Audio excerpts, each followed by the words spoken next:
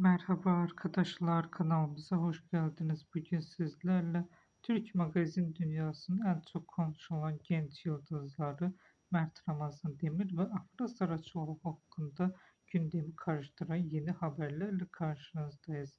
Son günlerde sosyal medyada ve magazin kulislerinde en çok konuşulan konulardan biri yine aynı ikili.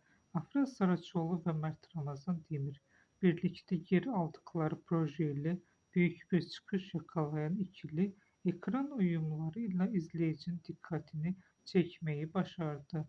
Ancak son günlerde ortaya çıkan bazı iddialar hayranların kafasını karıştırmış durumda.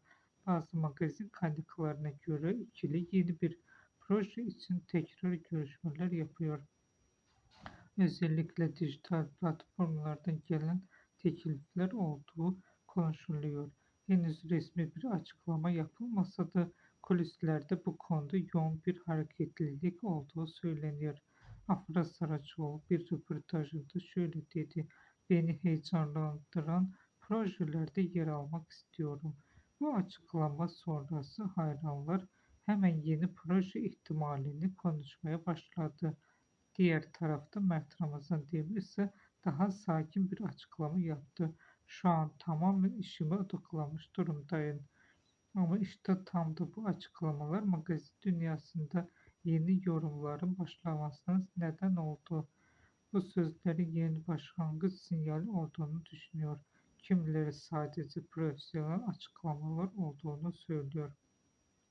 Sosyal medya tarafında ise durum çok daha hareketli. Hayranlar birlikte çekilmiş eski görüntüleri yeniden paylaşarak bazı kullanıcılar ikililerin yeniden aynı projede yer almasını bekliyorlar. Bugünlük benden bu kadar arkadaşlar. Yeniden görüşmek üzere. Hoşça kalın.